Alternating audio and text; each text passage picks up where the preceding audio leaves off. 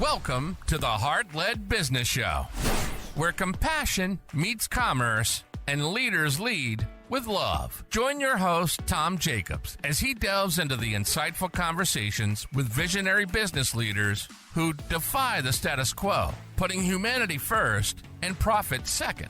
From heartfelt strategies to inspiring stories, this podcast is your compass in the world of conscious capitalism. So buckle up and let your heart guide your business journey. Ladies and gents, buckle up tight, for we are journeying into the heart of business and busting some serious medical myths tonight, making some major doctor drama with her pearl of wisdom and profundity. Dr. Rachael Degurse is delighting her delightful heart-led business. Gone are the days of corporate cages. Dr. Rachael has ditched the dread and embraced open and honest patient relationships with gleam and grace. Stay tuned as we get thrilled as we dive deep into her rejuvenating realm on the Heart-Led Business Show. No stethoscopes needed. Just lend your ears and we'll do the rest. Dr. Rachael, welcome to the show. Thank you for having me. I always love to have medical doctors that are ditching the corporate world and going out on their own on the show, because there are a lot of doctors that want to do that and are afraid of doing that. So I think this is going to be a really good conversation on how to make that transition and being okay with being in heart-led business, but also making a profit doing it. So I'm really excited for this conversation. Yeah. But of course, the first question I always like to ask is, what's your definition of a heart-led business? First of all, thank you so much for having me. I'm really excited to be here. My definition of a heart-led business is putting your guests or patients or whatever clients, however you like to refer to them first, and making them the center and focus of what you do. I think it's really important to give back to the community. So for me, in addition to the business itself, is giving back to the community that we're in. That's very important. That's really awesome. And I really like that word guest. I've not heard that from a medical doctor before as referring to the people that come to see you. And I think that's a really cool way to envision how. Is that how you actually refer to the patients that come to see you? It is. Yes. We call them guests because we're inviting them into our home, so to speak, our business, and we want them to feel well taken care of and heard and listened to. And I feel like guest is the best way to describe that. That's very cool. I remember I had to have a hernia surgery years ago, and the hospital that I went to was very much on the par of a 5-star hotel. And they referred to, they had a piano in the lobby of the hospital, like as you get wheeled in. I was like, oh, this is really interesting. This is going to be an interesting experience at a hospital getting surgery. But it was on par with that as well, which is, left me feeling really nice in terms of just being taken care of as well. So that's very cool. That's good. Yeah, I think that a lot of medical situations, because of their very clinical aspect, which is natural, it's sterile, you want to make sure it's clean, but sometimes it can really, that relationship, which is fundamental, I think, to a physician and patient relationship, is the connection. Yeah. And especially as you're transitioning from insurance to cash pay, you really need to take care of the patients and the guests so that they come back for more and give you good reviews online as well. I expect that's probably pretty important as well.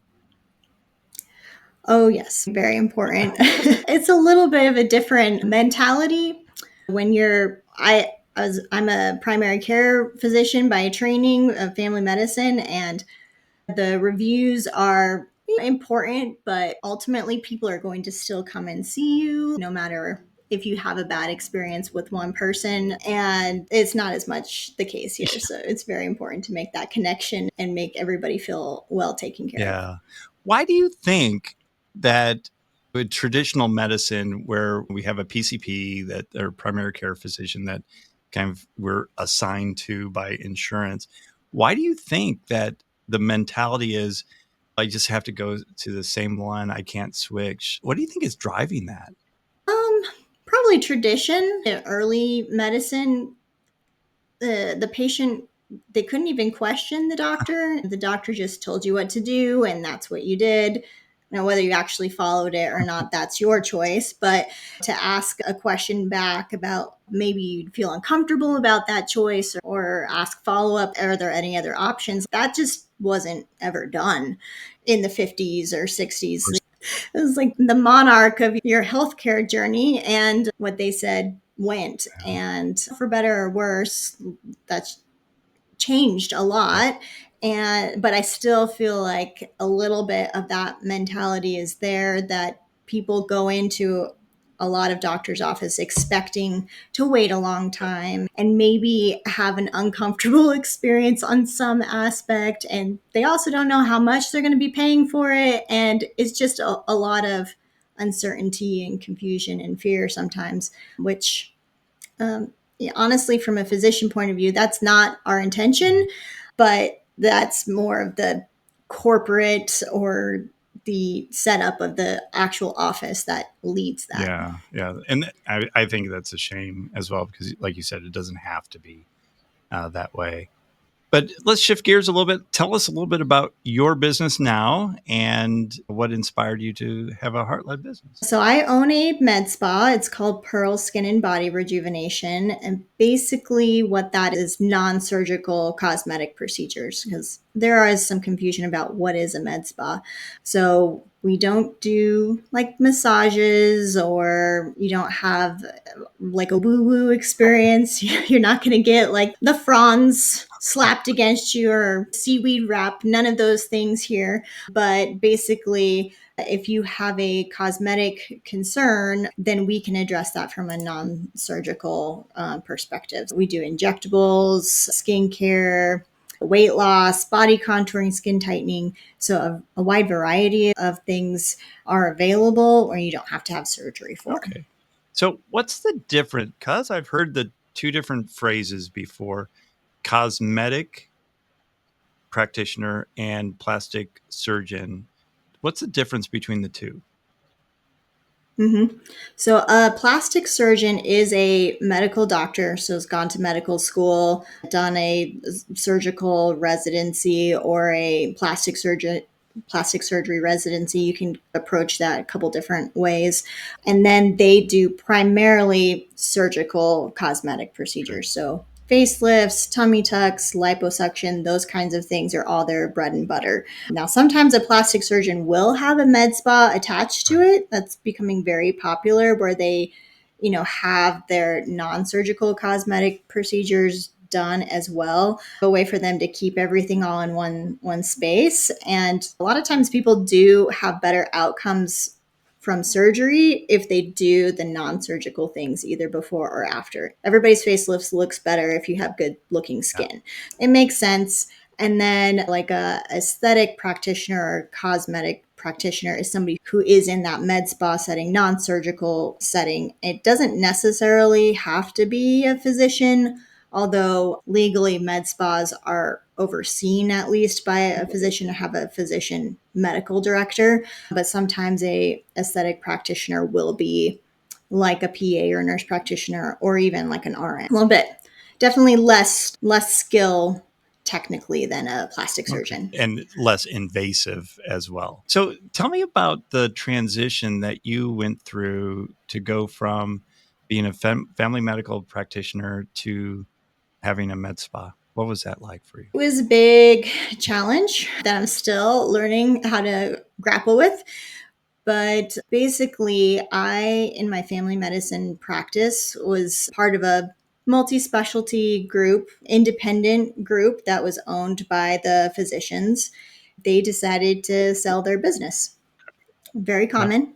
They sold their business to a large company, and then that large company sold their business to an even larger company. So within the span of 2 years, we went from a small independent physician owned group to being the second largest healthcare organization in the country just because of who we were. You get that, you get a lot of changes. All of a sudden, a day looked a lot different than it used to.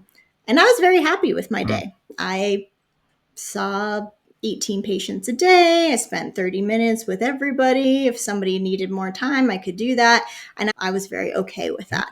But my employer was not okay with that. They wanted us to see up to 26 patients a day and in this amount of time. So that's a big change. And if you felt like you needed more time with somebody, that time came out of somewhere, likely your personal time, your time for lunch or your time with your family. You got to work. I went to work earlier. I stayed later. And just the things that I enjoyed just slowly got chipped away from me. And so I seriously considered leaving medicine completely and just something else that I threw out a lot of ideas that were really unrealistic, like becoming a beekeeper or just like things that sounded fun, weren't really realistic. Yeah.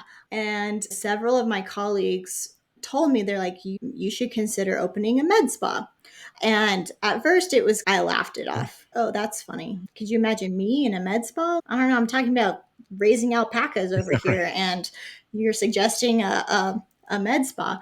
And the more that it was suggested and I started doing some research about it, the more I actually found it really appealing because it was a way for me to still practice medicine and connect with my patients, which is the thing that I like the most. And I would be able to regain some of the control over my life that I had lost by being owned.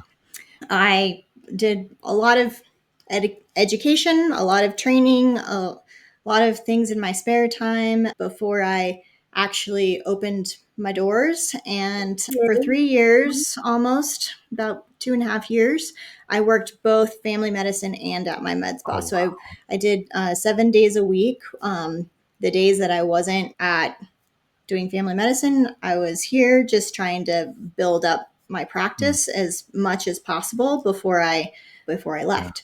And it was a very slow, but I feel like it gave me a little bit of the security that I needed before I actually took the leap and devoted fully to my med spa business. And now I'm doing it full time. And I thought it would be really challenging. Like I would still sometimes maybe drive to work on accident, but that's actually never happened. So that's great. And I feel a lot happier. My husband tells me that he didn't even know what life with me was going to be like without me being stressed every day. And just to hear that feedback and from people that my friends and family, and just telling me how different I am, just in a positive way, telling me that I made the right choice, that I couldn't keep going down that path that was not going to lead to good things. Yeah, no doubt. And I'm sure the financial implications were quite different as well, leaving a steady paycheck to being an entrepreneur. But how do you put a price on the happiness and the less stress and all of that come with doing what you love to do and being able to serve your patients at a higher level than 10 minutes or 15 minutes or 5 minutes in the office setting? Yeah. Yes. The paycheck aspect is still a part that I'm still starting to trying to work through, because I left a very lucrative job to not have a guaranteed paycheck at all. But I have a very supportive spouse who still does have a guaranteed job, so that's helpful. And every time that I question myself, then he supports me, but also I get to do the things that I really enjoy and connect with people, and that makes it worthwhile. Yeah, absolutely. Yeah, I have a friend. I shouldn't say I had a friend. I have a friend that was an OB-GYN and for just 5 years in private practice and decided to quit, went back, got his MBA, and then now is the CEO of a community healthcare system. and just living, I don't have to wake up at 2 a.m. and deliver a baby and don't have to worry about the corporate aspects of that work or the insurance, that the malpractice insurance that you have to pay as well. But just being able to give back to the community as well, in terms of building a community healthcare system which serves underinsured or non-insured people in the community, which is pretty cool. It's cool to see that people doing that with a medical degree, but not necessarily practicing medicine as well. Yeah, that's fantastic. I've talked to a lot of physicians in this process.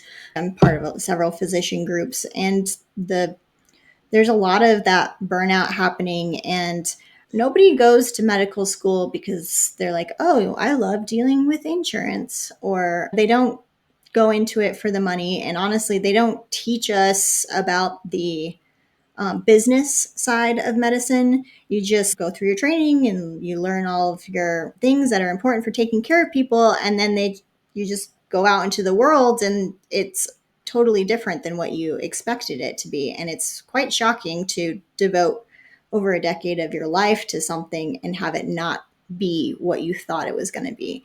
So there's a lot of this discontent happening, and a lot of fear about, what do I do now with my life?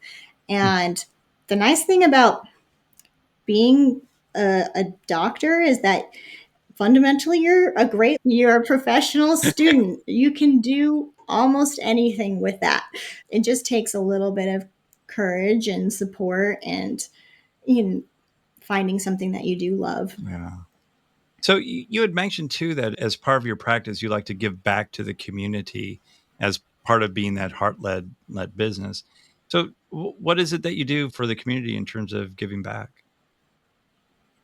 So, one of the big organizations that we support is a nonprofit in town called Cheyenne Village. We're in Colorado Springs, Colorado. And this is an organization that supports adults with developmental disabilities. It's one of those group of people that gets not forgotten, but like they don't have as many services available to them. There's a lot available for children, especially in the school settings. But once you turn 18, there's not a lot of resources for these people.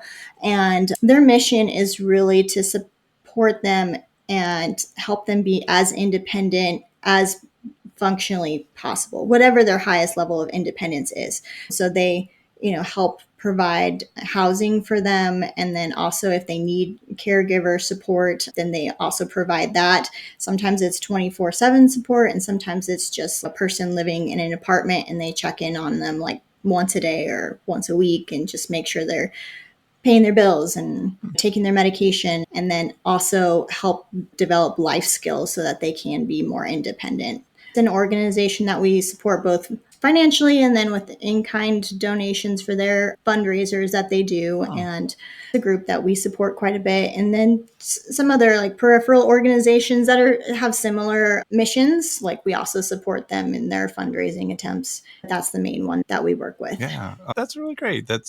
Yeah, finding an organization that's underserved is so critical. And yeah, adults that have some sort of the disabilities that you were talking about, that definitely is an underserved population. There aren't a lot of social services for those folks. That's really Yeah. awesome.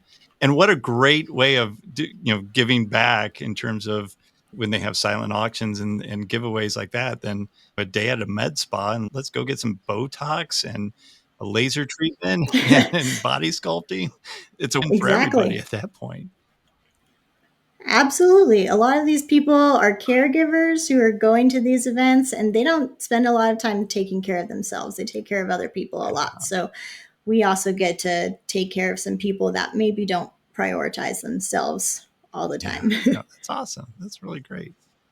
So how do you balance then being a heart-led business, but also taking care of the business and making sure that there's a profit at the end of the day? It was a lot easier when I had a guaranteed paycheck because I didn't care as much about making the money. Right. I Yeah, cared, but it was lower priority because I didn't have to support myself with the business. And I definitely have a tendency to give away a lot of sure. things. which I'm trying to wrangle in and find a balance. I think the important thing for us is finding those few organizations that we do want to really support, that are like on mission for us. Because for a while there, I was just, anybody who approached me was like, hey, do you want to do this donation? I was like, oh, yes, here, go ahead. And like, I was giving away a lot of services, which is not just the service, but also my time. Yeah. And so, As well, too. yes, exactly. So finding a few organizations that we really felt connected to has been helpful because we can really focus on them. And then I am very fortunate that I have a strong partner who is very analytical, who helps me really like break down the expense, the overhead for some of these things that we do. And then that helps me figure out what truly my margin is, because then it gives me a solid number about, okay, here's what's realistic for you to discount things if you're going to, or so I'm not just making up numbers like on the fly, which is never good when you're running a business. So just having some solid idea of what your margins are is important. Those have been probably the two big things. And then we also have a business consulting group that's specific for med spas we've been working with, and it's been very helpful to identify gaps and goals and what industry standards are for margins and like return on investment, and like how much these rooms should be making per hour, and those kinds of things that are good benchmarks for me to set up goals for running our business. And it's wrangled me in a little bit more, which is good, because I just want everybody to feel good and feel like they look good. And to me, it's not as important to make money, but I do want to keep the lights on, and I do want to make sure my family's fed. And to continue helping people and supporting the community as well. You can't do that if you're out of business as well. So that's Exactly. I'm really glad that you mentioned that, having a coach and somebody like a second set of eyes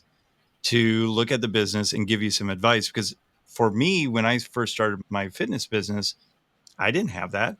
And I almost went broke because of that. And until I invested in coaching and education of running a small business, which is drastically different than if you're in the corporate world and you might be managing budgets, but you're not managing the whole enchilada, as it were. So yeah, that's, once I invested in coaching, it paid off in dividends years and years after the fact. So that's really good Oh, yeah. advice to give to any new business owner, is to invest in a coach that's been there and done that. I think that's really the key as well, because there's a lot of coaches out there that's never really built a business. And so how can you coach if you've never been there? And at the same point, right? Oh, that's very true. Yes. And pretty much for any business you have, there's some coach out there for it, some small business organization for your specific industry. So it can definitely be found for people who are reputable and educated or Yeah. reliable for that. And I used to do a lot of teaching and coaching at the Small Business Development Corporation, SBDC. And that's a nationwide organization. I think it's government run at some point. There's definitely volunteers. Like, I volunteered my time to go in and help some business owners with sales advice and things like that. So, yeah, there's resources out there that don't Yeah, cost an arm and a leg to get the help that small businesses need. I'm really glad absolutely. that you brought that up. Score is another one out Which one? there. Yeah. Score. Score. Yeah, that's right. The Society of Old Executives. That's what I don't know what I it called stands it. for. Like I just know it's score. something like that. I forget the name, the acronym, but I was thinking they're executives that are retired typically, that Yes. helps businesses. Yes. Old retired Old retired, executives. That that's might be what it ORE. is. I don't know what the S is for. Yeah. Hopefully Yes. we don't get angry emails about that. I hope No, not. I'm sure not. I apologize. Yeah. Sorry. Anyway, Rachel, this has been such a great conversation. And I know your business is fairly new. There's so many listeners out there that are in that transition or pre-transition phase. And having that advice that you shared today is just super valuable for them as well. But tell us, before we Thank you. kind of wrap things up, how can people learn a little bit more about what you're doing, and if they're in the Colorado area, to get some filler or Botox or laser treatments and all that good stuff? Thanks. If you're in Colorado and you want to come visit us, you can check out our website at www.pearlskinbody.com, and we offer free consultations. If you would like to reach out to me to just talk about med spa ownership or physician transitioning, or have additional questions about that, you can reach me on LinkedIn at Rachael Degurse, MD. Awesome. Well, thanks for that. And thank you very much for being on the show today and sharing your experience as well. It's been a great conversation. All right. Thank you. Thank you for having me. Absolutely. And thank you, listeners, for listening and watching to the show today. We really do appreciate it. And make sure you're checking out everything that Dr. Rachael is doing. And we provided all of that down in the show notes. So make sure you're checking out those links and connecting with her, especially if you're in Colorado and need a little touch up on the forehead or a little extra filler around the cheekbones, what have you. And if you could do me a solid favor and share this show with a friend or a colleague that could use that advice that we shared on today's show, that would really help spread the word about the show and help some people that might need that help. And until next time, lead with your heart. You've been listening to the Heart-Led Business Show, hosted by Tom Jacobs. Join us next time for another inspiring journey into the heart of business.